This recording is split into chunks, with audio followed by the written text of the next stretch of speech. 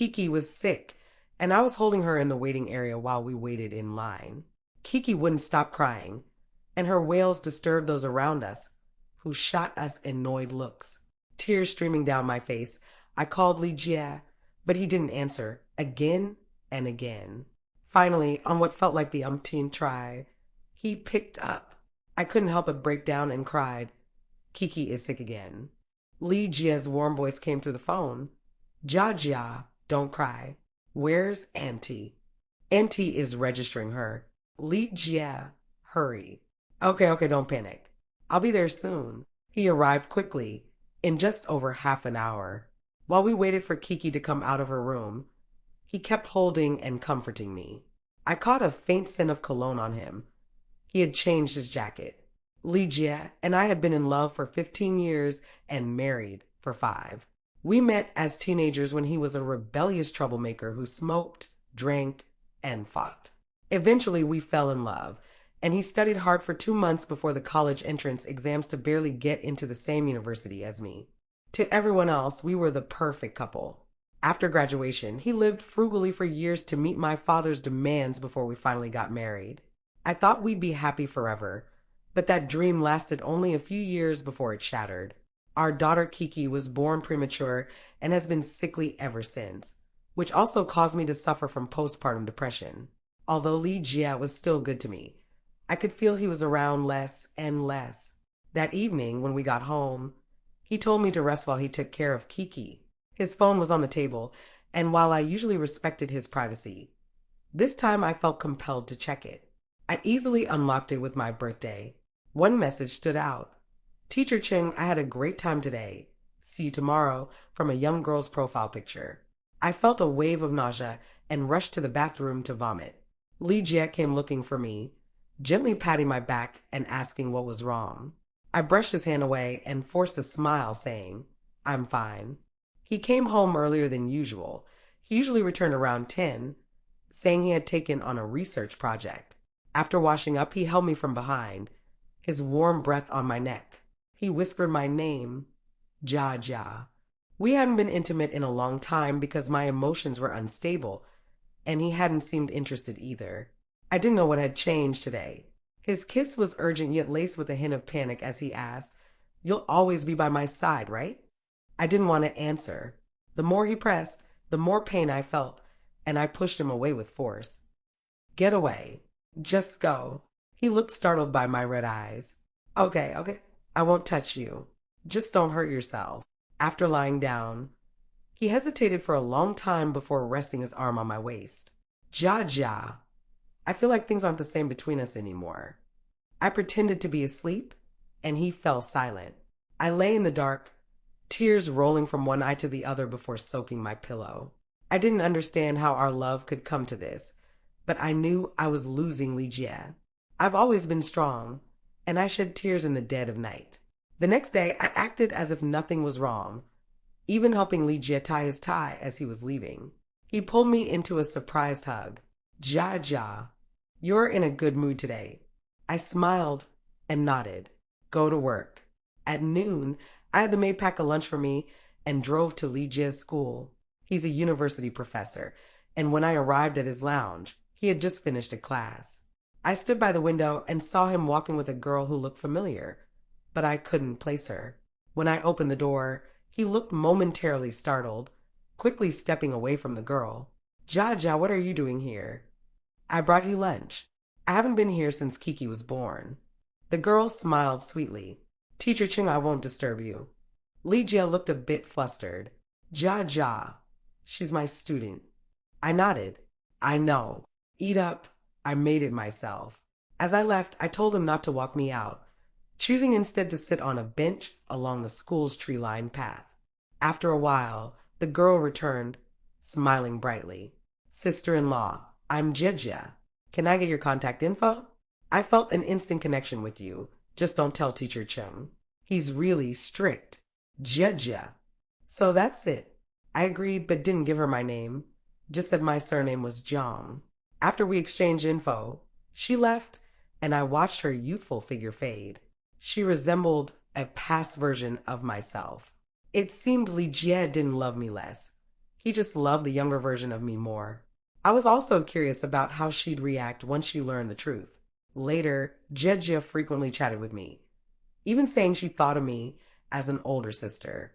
She told me she was dating someone, a man 8 years older than her, while Lijia was 30 and she was 22. How nice. I ignored the growing pain in my heart and typed out a cheerful message. Best wishes to you, Jejia. Meanwhile, Lijia started coming home later and later. When Keke was sick, I no longer cried and called him. I handled everything alone, registering her, getting IVs, buying medicine. He always hugged me tightly and said, I'm sorry, Jia. I'm just too busy. I could smell his cologne and I stayed silent. The scent was from the expensive bottle I had given Jejia, using money Lijia had given me. One day, Keke was worse than ever, bleeding on the way to the hospital. Her little face was as pale as paper, and even the maid was frightened. Should we call your husband back? I dialed, but it was busy, and the call ended automatically. I didn't have time to waste and texted, Lijia, at the city's children's hospital. Keke is really sick.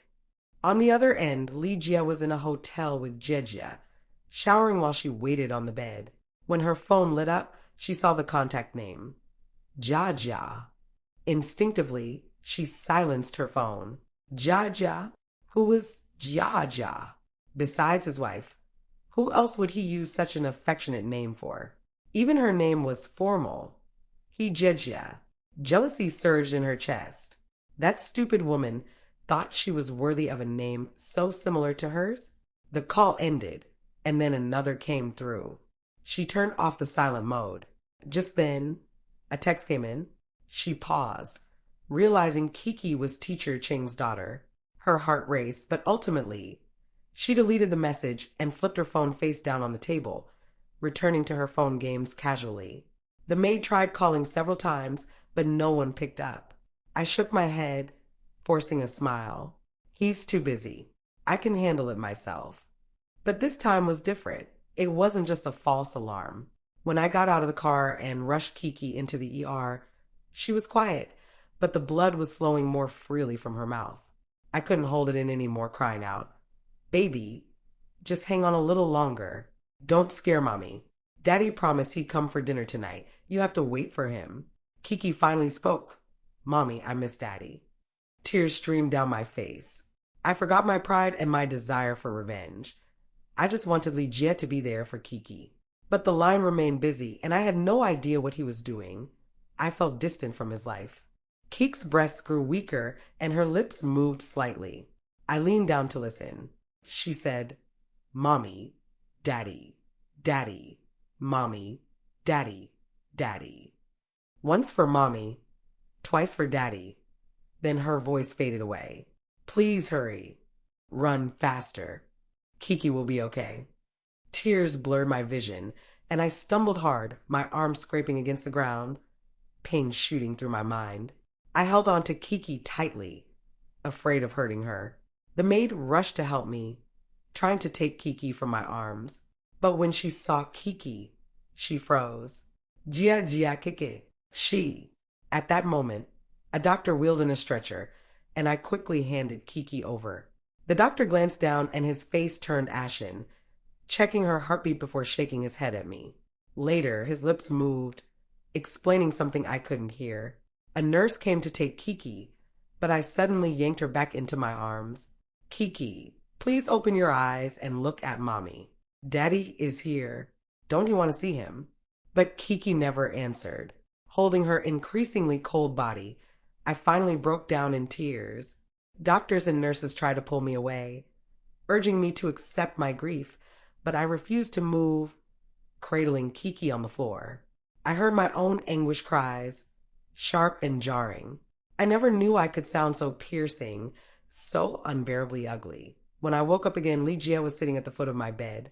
Seeing me awake, he tiredly said, Keke, you were so seriously ill this time. Why didn't you call me? I heard myself say, Aren't you busy? Look at your phone. How many missed calls do you have? Frose. He had rushed to the hospital after receiving a call and hadn't checked his phone, but he had never received any calls. Suddenly, he seemed to realize something, his expression darkening significantly. I let out a sarcastic laugh. He thought I knew something and hurriedly came to hug me. The emotional outburst was sudden and intense.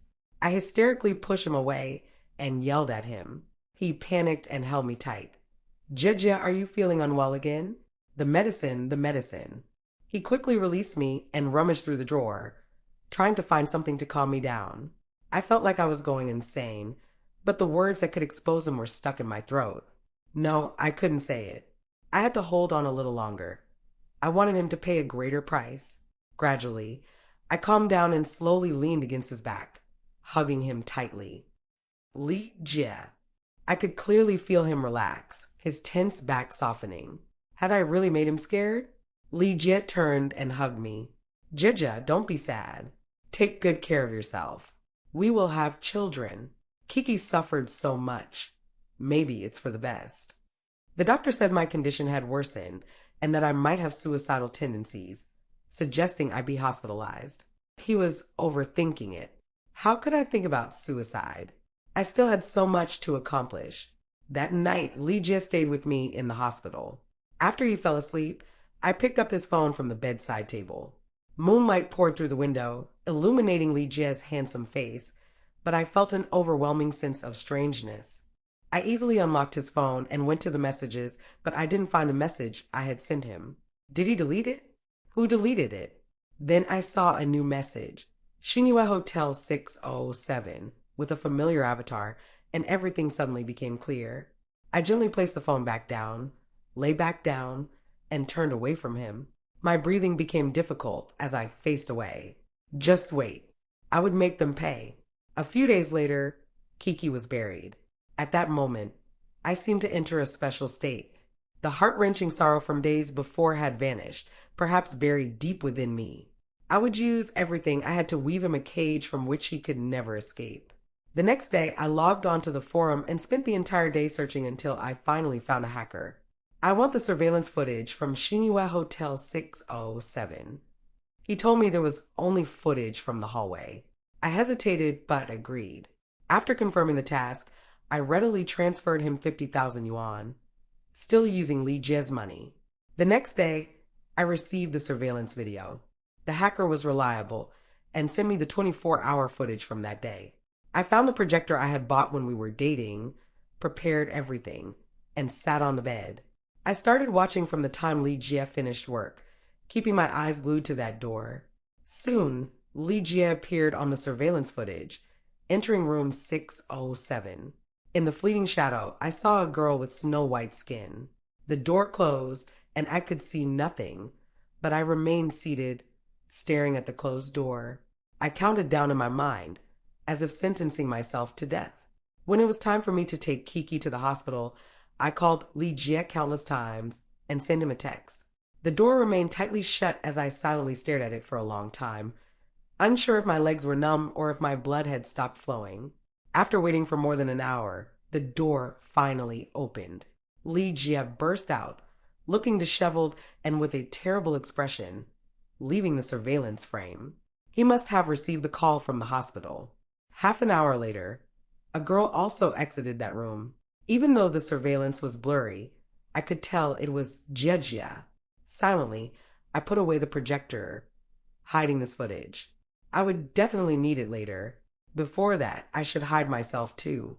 As he wished, I gradually became more cheerful. Everyone thought my depression had lifted, including Li Jie. He came back more often, and he slowly started treating me like before. Only I knew that Keke was gone, and my last hope had vanished.